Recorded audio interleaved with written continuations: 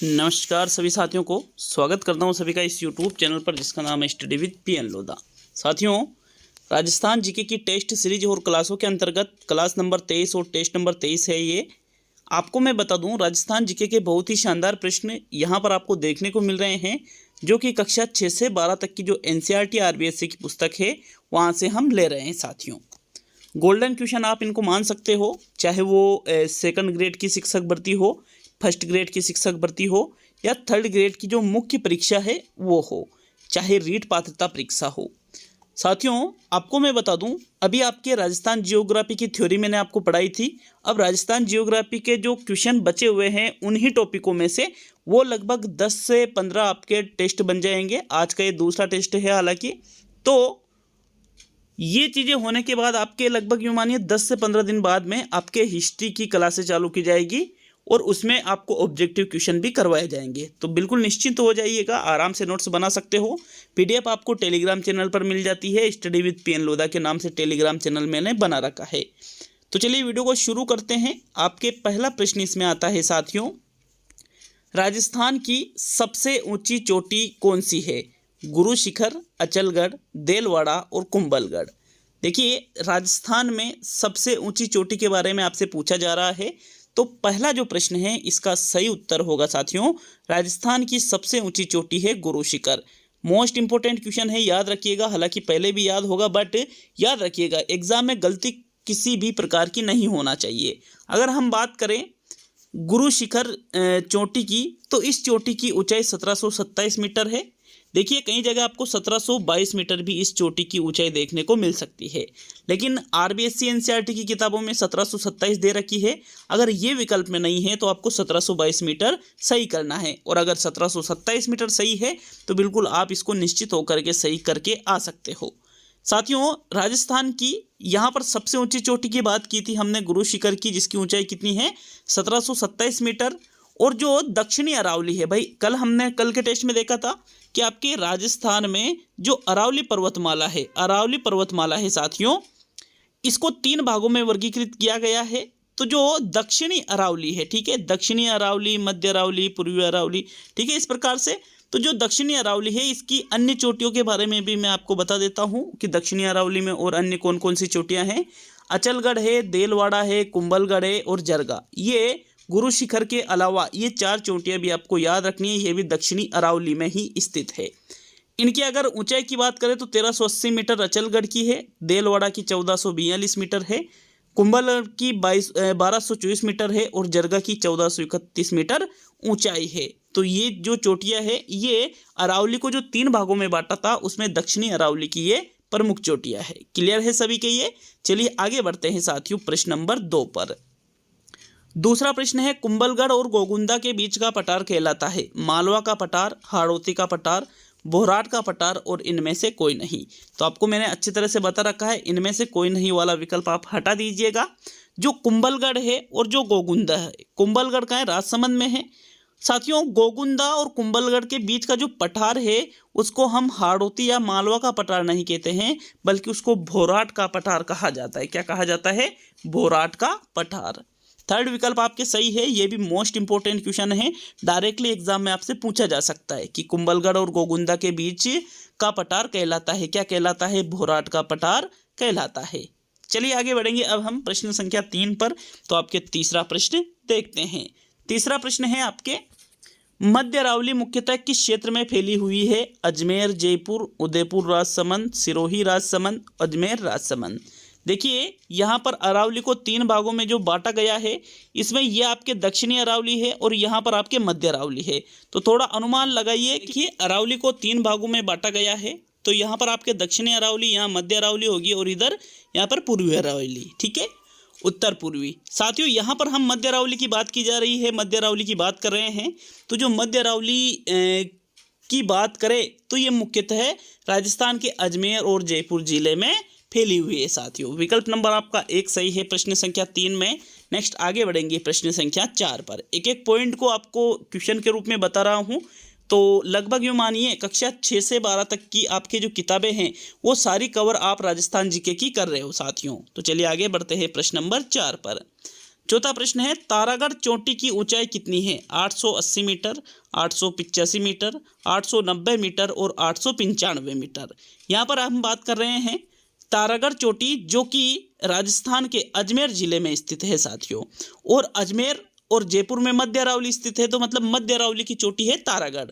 ठीक है, तो तारागढ़ चोटी की जो ऊंचाई है वो आपसे पूछा जा रहा है प्रश्न नंबर 4 में, और इसकी जो ऊंचाई है तारागढ़ चोटी की वो है 885 मीटर। कितने मीटर है? 885 मीटर तारागढ़ चोटी की ऊंचाई है। चलिए आगे बढ़ेंगे प्रश्न संख्या 5 की ओर।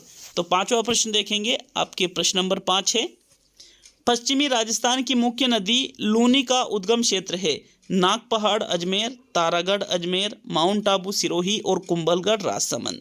देखिए ये आपके जिले दे रखे हैं और ये आपके स्थान दे रखे हैं, संबंधित जिले से संबंधित स्थान है। तो जो पश्चिमी राजस्थान है, आपके पश्चिमी राजस्थान की जो मुख्य नदी है साथियों लूनी, ये आपके इधर पश्चिमी राजस्थान आ जाता है। तो इसकी जो मुख्य नदी लूनी नदी है, इसका उद्गम क्षेत्र पूछा है, मतलब ये कहाँ से शुरू होती है, इसका उद्गम कहाँ से होता है। तो पांचवें प्रश्न में आपके जो सही उत्तर है, पश्चिमी राजस्थान की जो मुख्य नदी लूनी है, डायरेक्टली प्रश्न पूछा जा सकता है कि लूनी नदी का उद्गम क्षेत्र कौन सा है। तो आपको याद रखना है नाग पहाड़ अजमेर। कहाँ पर पड़ता है? ये अजमेर जिले में पड़ता है साथियों। नाग पहाड़, स्नेक हिल्स भी इनको कहा जाता है। एक बार एग्जाम में डायरेक्टली पूछ लिया गया कि स्नेक हिल्स मौजूद है, स्नेक हिल्स मौजूद है। अब वहाँ पर अजमेर दे रखा था, लेकिन लोग समझ ही नहीं पाए कि स्नेक हिल्स मतलब नाग पहाड़ की पूछ रहे हैं। नाग पहाड़ का है अजमेर में, तो साथियों स्नेक हिल्स भी इनको कहा जाता है। यहीं से जो लूनी नदी है उसका उद्गम क्षेत्र माना जाता है। विकल्प नंबर आपका 1 सही है प्रश्न संख्या 5 में। नेक्स्ट आगे बढ़ेंगे साथियों प्रश्न संख्या 6 की ओर। तो चलिए छठा प्रश्न देखेंगे, आपके प्रश्न नंबर 6, रघुनाथगढ़ चोटी किस जिले में स्थित है? अजमेर जिले में, अलवर जिले में, झुंझुनू जिले में और सीकर जिले में। साथियों जो रघुनाथगढ़ चोटी है ये राजस्थान के जिस जिले में स्थित है उसका आपसे पूछा गया है कि उस जिले का नाम क्या है। तो छठे प्रश्न में देखिएगा, रघुनाथगढ़ चोटी जो है ये सीकर जिले में स्थित है। कौन से जिले में स्थित है? ये सीकर जिले में स्थित है साथियों, और इसकी ऊंचाई 1055 मीटर है रघुनाथगढ़ चोटी की। देखिए सारी जो अरावली की चोटियां हैं उनको मैं आपको एक क्रम वाइज शॉर्ट ट्रिक से इसी वीडियो में बताने वाला हूं, और उनकी ऊंचाई भी आपको बताने वाला हूं ताकि आपके कोई कंफ्यूजन ही ना रहे साथियों। प्रश्न संख्या 7 पे हम आते हैं। यहाँ पर आपके चौथा विकल्प सही है छठे प्रश्न में। तो चलिए सातवां प्रश्न, प्रश्न नंबर 7 है, भेराज 792 मीटर और खो, और यहाँ पर अलग है और खो शब्द अलग है, खो 920 मीटर। चोटियाँ क्रमशः किन जिलों में स्थित है? अलवर और जयपुर में, जयपुर और अलवर में, अलवर और भरतपुर में और भरतपुर और अलवर में। यहाँ पर देखिए 2 चोटियों के नाम है, एक तो भेराज चोटी और एक खो चोटी। ये दोनों ही अरावली की चोटियां हैं, और भेराज चोटी की ऊंचाई है 792 मीटर और खो चोटी की ऊंचाई है 920 मीटर। तो क्रमशः पूछा है कि भेराज कहाँ है और खो चोटी कहाँ है, प्रश्न संख्या 7 में आपसे पूछा जा रहा है साथियों। अगर हम बात करें भेराज चोटी की तो ये आपके राजस्थान में अलवर जिले में स्थित है, और बात करें खो चोटी की तो ये आपके राजस्थान में जयपुर जिले में स्थित है, न कि भरतपुर में।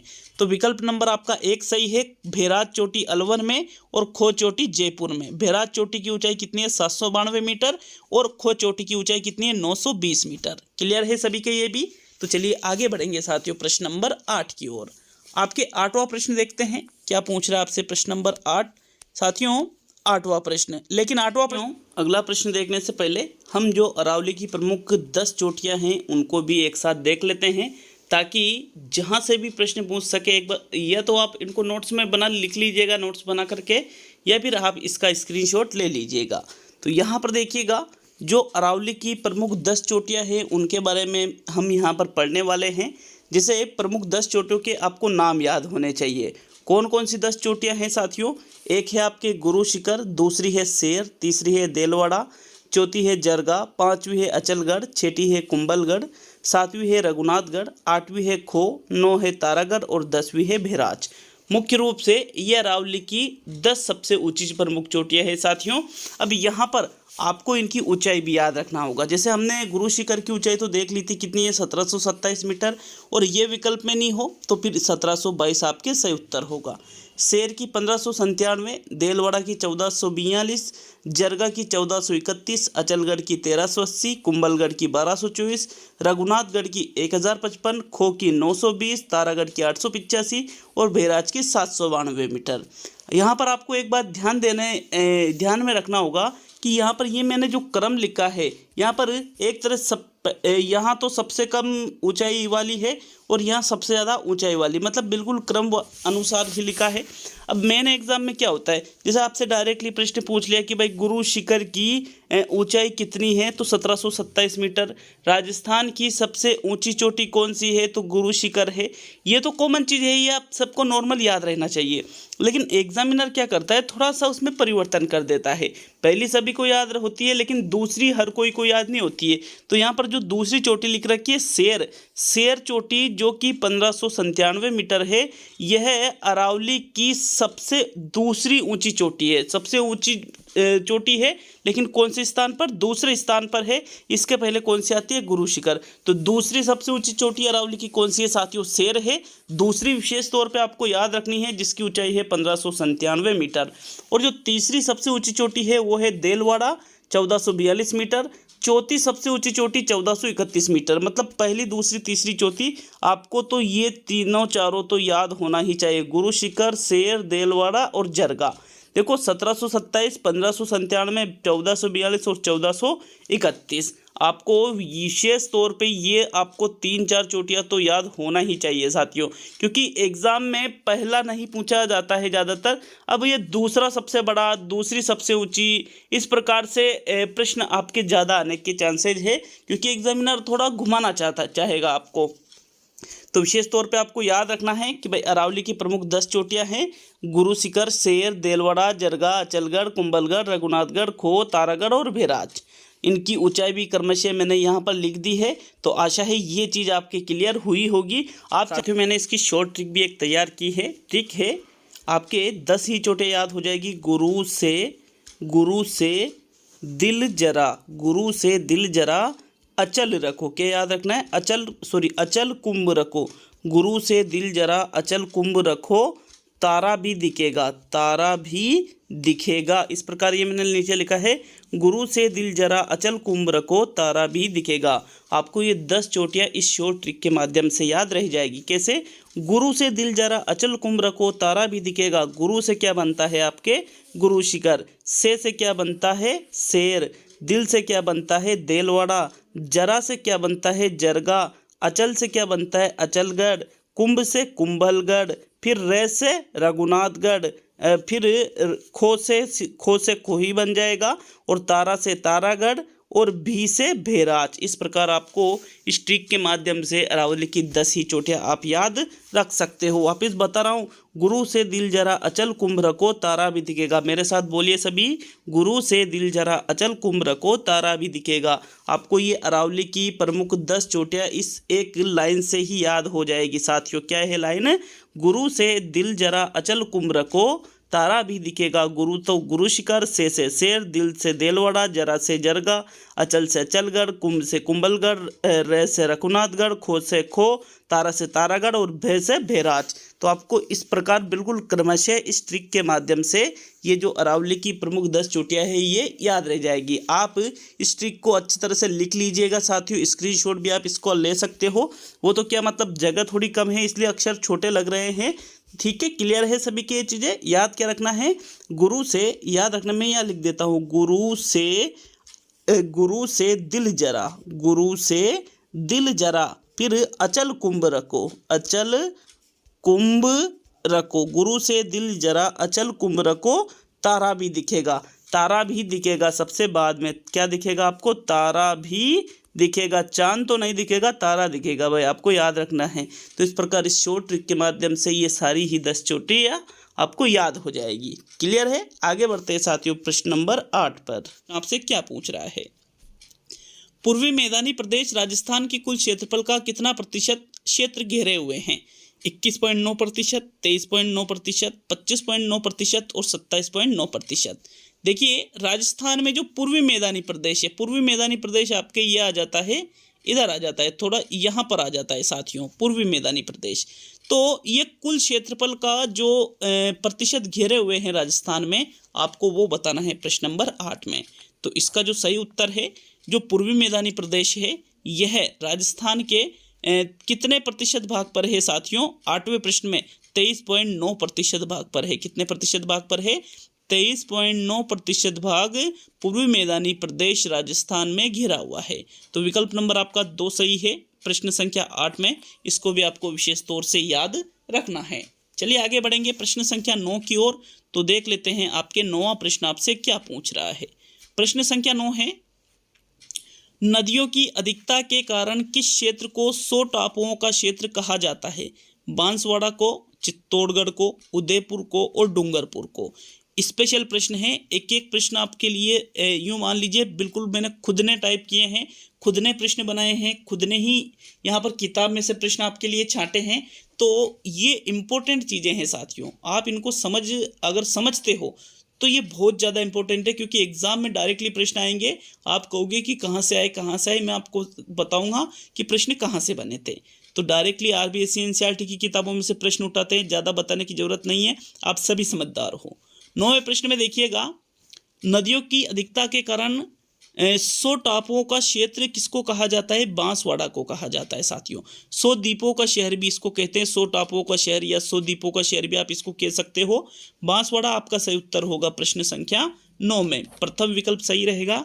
नेक्स्ट आगे बढ़ेंगे प्रश्न संख्या 10 की ओर। तो चलिए 10वां प्रश्न देख लेते हैं। आपके प्रश्न संख्या 10, राजस्थान का दक्षिणी पूर्वी पठार किस नाम से जाना जाता है? मालवा का पठार, हाड़ौती का पठार, भोराट का पठार और इनमें से कोई भी नहीं। तो इनमें से कोई नहीं को हम विकल्प से हटा देते हैं। जो दक्षिणी पूर्वी पठार है, दक्षिणी पूर्वी स्थान कहाँ पर है?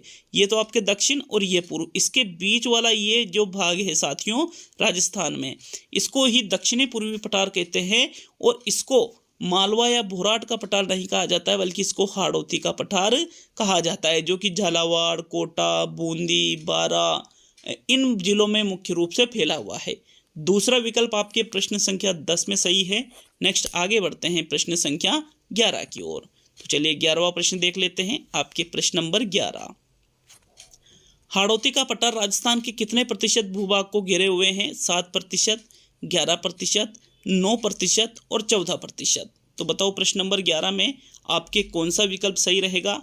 जो हाड़ौती का पठार है यह राजस्थान के कितने प्रतिशत भूभाग को घेरे हुए हैं साथियों? इसका सही आंसर होगा 11वें प्रश्न का विकल्प नंबर 3। जो हाड़ौती का पठार है यह राजस्थान के 9% भूभाग को घेरे हुए हैं। थर्ड विकल्प आपके 11वें प्रश्न में सही है। नेक्स्ट आगे बढ़ेंगे साथियों प्रश्न संख्या 12 की ओर। लेकिन वीडियो अच्छा लगे तो वीडियो को लाइक शेयर नहीं करते हो आप, लाइक शेयर किया कीजिए, क्योंकि यहाँ पर ज़्यादा लोगों के पास वीडियो पहुँचेगा तो निश्चित रूप से हमारी मेहनत भी काम आएगी साथियों। देखते हैं प्रश्न नंबर 12 को, 12वां प्रश्न। और अपने निजी विचार वीडियो के नीचे कमेंट बॉक्स में आप कमेंट करके हमें बता सकते हो कि वीडियो आपको कैसा लगा, टेस्ट कैसा लगा, प्रश्न कैसे लगे, तरीका कैसा लगा इत्यादि। तो चलिए 12वां प्रश्न देखते हैं। 12वां प्रश्न है, राजस्थान की अपवाह प्रणाली निश्चित होती है? हाड़ौती के पठार से निश्चित होती है, पूर्वी मैदान से निश्चित होती है, पश्चिमी मरुस्थलीय प्रदेश से निश्चित होती है और अरावली पर्वतमाला से निश्चित होती है। चारों को ही मैं राजस्थान के मैप पे उतार के आपको बता देता हूँ कि किधर है चारों चीज़ें। हाड़ौती का पठार इधर है, ये रहा आपके हाड़ौती का पठार, ठीक है।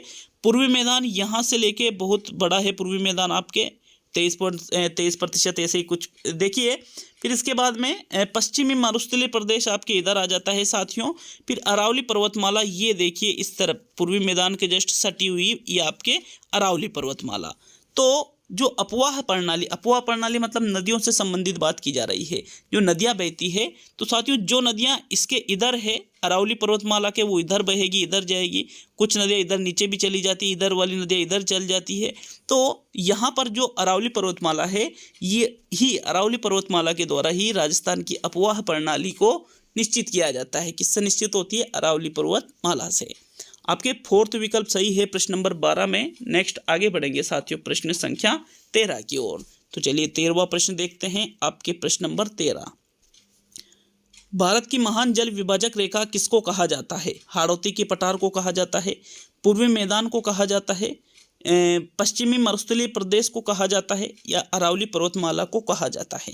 देखो, भारत की महान जल विभाजक रेखा हाड़ौती के पठार, पूर्वी मैदान, पश्चिमी मरुस्थलीय प्रदेश, इनमें से किसी को नहीं बल्कि अरावली पर्वतमाला को कहा जाता है। तो विकल्प नंबर आपका 4 सही है प्रश्न नंबर 13 में।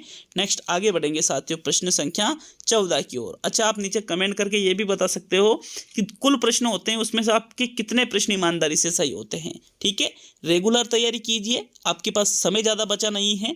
रीट का एग्ज़ाम जुलाई में आयोजित होगा और 3rd ग्रेड का एग्ज़ाम आपके अक्टूबर में आयोजित होगा। 2nd ग्रेड की भर्ती आ चुकी है, 1st ग्रेड की भर्ती आने वाली है। तो इतनी सारी चीज़ें एक साथ कभी नहीं होती है, चुनाव का टाइम है, इसका फ़ायदा उठा लो, तैयारी कर लो एक बार। ठीक है, तो चलिए आगे बढ़ते हैं प्रश्न नंबर 14 की ओर। 14वां प्रश्न है साथियों आपके, जल विभाजक पश्चिमी और दक्षिणी भाग की नदियां कहाँ जाकर गिरती है?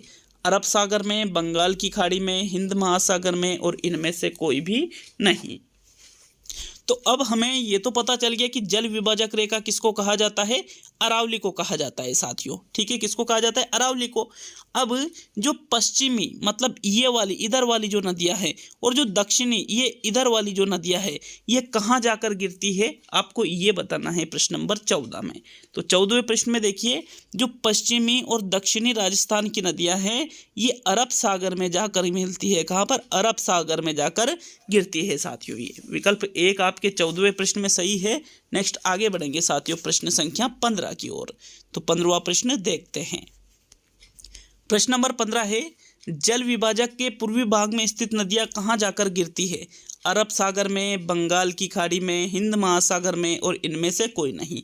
तो पिछला वाला ही प्रश्न है, लेकिन उसमें पश्चिमी और दक्षिणी भाग की नदियों के बारे में बात की जा रही थी। वो कहाँ पर जाकर गिर रही थी साथियों? अरब सागर में। और यहाँ पर पूर्वी भाग में स्थित नदियाँ हैं, जैसे ये जल विभाजक रेखा, और इसके पूर्वी भाग में इधर जो नदियाँ हैं साथियों, पूर्वी भाग में वो नदियाँ किधर जाती है? इधर यमुना की तरफ, यूपी की तरफ चली जाती है, चंबल वगैरह में मिल करके। तो जो पूर्वी भाग में स्थित नदियां हैं साथियों वो कहाँ जाकर गिरती है? बंगाल की खाड़ी में जाकर ये नदियां गिरती है। अतः आपके दूसरा विकल्प प्रश्न संख्या 15 में सही रहेगा। नेक्स्ट आगे बढ़ेंगे प्रश्न नंबर 16 की ओर। आपको 16वां प्रश्न देखना है, लेकिन उसके पहले मैंने नोट करके लिख रखा है, पश्चिमी और दक्षिणी भाग की सबसे मुख्य नदियाँ कौन कौन सी है? देखिए, लूनी है, पश्चिमी बनास है, साबरमती है, माही है और इनकी सहायक नदियाँ। ये तो पश्चिमी और दक्षिणी। यहाँ पर देखिए, पश्चिमी और दक्षिणी, इधर वाली और इधर वाली कौन कौन सी? लूनी, पश्चिमी बनास, साबरमती और माही। जबकि जो आपके पूर्वी भाग की नदियाँ हैं वो पूर्वी भाग की मुख्य नदियाँ कौन सी है? बनास और चंबल, और इनकी जो सहायक नदियाँ हैं वो पूर्वी भाग की मुख्य नदियाँ कहलाती है साथियों। बनास और चंबल सबसे ज़्यादा महत्वपूर्ण है। और इधर पश्चिमी और दक्षिण में कौन कौन सी? लूनी, पश्चिमी बनास, साबरमती और माही। तो चलिए आगे बढ़ेंगे अब हम प्रश्न नंबर 16 पर। 16वां प्रश्न, प्रवाह के आधार पर राजस्थान की जल प्रणाली को कितने भागों में बांटा गया है? 1 में, 2 में, 3 में और 4 में। तो देखिए, प्रवाह के आधार पर मतलब बहने के आधार पर साथियों राजस्थान की जो नदियां हैं, जो जल प्रणाली है उसको 3 भागों में बांटा गया है। कितने भागों में बांटा गया है? 3 भागों में बांटा गया है। कौन कौन से हैं वो भाग तो देख लीजिए। एक आपके बंगाल की खाड़ी में गिरने वाली नदियाँ आ जाती है, एक आपके अरब सागर में गिरने वाली नदियाँ आ जाती है, एक आपके अंतःस्थलीय प्रवाह वाली नदियाँ आ जाती है। तो यहाँ पर मैं आपको क्लियरली यहाँ पर एक चित्र के माध्यम से बताता हूँ। यह आपके अरावली पर्वतमाला है, ऐसा मान लीजिए। ठीक है, अब इधर पश्चिम में और दक्षिण में जो नदियाँ हैं ये कहाँ पर जाकर गिरेगी? अरब सागर में जाकर गिरेगी। इधर पूर्व में जो नदियाँ हैं साथियों ये कहाँ पर जाकर गिरेगी? ये आपके बंगाल की खाड़ी में जाकर गिरेगी। और कुछ नदियां ऐसी है जो राजस्थान में उत्पन्न होती है और किसी भी नदी में जाकर नहीं मिलती, और अंदर ज़मीन के अंदर ही उसका पानी रेगिस्तान की तरफ होती है। ज़्यादातर ऐसी नदियां ज़मीन के अंदर ही पानी रह जाता है, वो कहीं नहीं बहती है। ठीक है, तो साथियों उनको अंतःस्थलीय प्रवाह वाली नदियों के नाम से जाना जाता है। तीसरा विकल्प आपके 16वें प्रश्न में सही है। नेक्स्ट आगे बढ़ेंगे प्रश्न नंबर 17 पर। तो 17वां प्रश्न देखते हैं आपके प्रश्न नंबर 17। चंबल नदी का उद्गम स्थल है, राजस्थान में है, गुजरात में है, मध्य प्रदेश में है या हरियाणा में है? साथियों 17वें प्रश्न का आपका जो सही उत्तर होगा, चंबल नदी का उद्गम स्थल गुजरात, हरियाणा या राजस्थान में नहीं है, बल्कि एमपी मध्य प्रदेश में चंबल नदी का उद्गम स्थल है। और कहाँ पर है? डायरेक्टली पूछा जा सकता है। मध्य प्रदेश की जो जानापाव पहाड़ी है साथियों, वहाँ से चंबल नदी का उद्गम हो रहा है? मध्य प्रदेश की जानापाव पहाड़ी से। डायरेक्टली प्रश्न आपसे पूछा जा सकता है कि चंबल नदी का उद्गम स्थल किस राज्य से है? तो एमपी से है। एमपी में कहाँ से है? जानापाव की पहाड़ी से। थर्ड विकल्प आपके सही है प्रश्न नंबर 17 में। इसको विशेष तौर पे आपको याद रखना है।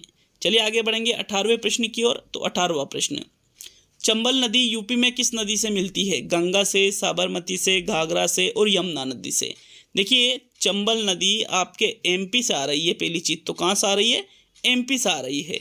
और यह राजस्थान में, एमपी में कहाँ से इसका उद्गम है? जानापाव की पहाड़ी से। और राजस्थान में ये जो नदी है साथियों, ये इधर की तरफ जाती है पूर्व में, और यूपी में जो यमुना नदी है उससे जाकर ये मिल जाती है। कौन सी नदी? चंबल नदी। तो चौथा विकल्प आपके प्रश्न नंबर 18 में सही है। आपको ये भी याद रखना होगा कि जो चंबल नदी है इसकी प्रमुख सहायक नदियाँ कौन कौन सी है? बनास नदी चंबल में मिलती है, पार्वती चंबल में मिलती है, काली सिंध चंबल में मिलती है, और भी अन्य कुछ छोटी छोटी नदियां हैं जो चंबल नदी में मिल जाती है। और चंबल कहाँ पर मिलती है? यमुना में मिल जाती है साथियों। और यमुना कहाँ पर मिलती है? बंगाल की खाड़ी में जाकर अपना जल प्रवाहित कर देती है। तो चौथा विकल्प आपके 18वें प्रश्न में सही रहेगा। देखो प्रश्न तो 18 ही कराए मैंने, लेकिन कितनी ज़्यादा डिटेल मैंने आपको प्रत्येक प्रश्न के साथ दी है। तो पूरी मेहनत के साथ टेस्ट आपके लिए रोज बनता है। तो इसका आप भी एक तरीके से मेरा सहयोग प्रदान करें साथियों। वीडियो को लाइक शेयर कमेंट अवश्य करिएगा। मिलता है अगले वीडियो में। बहुत बहुत धन्यवाद वीडियो को पूरा देखने के लिए।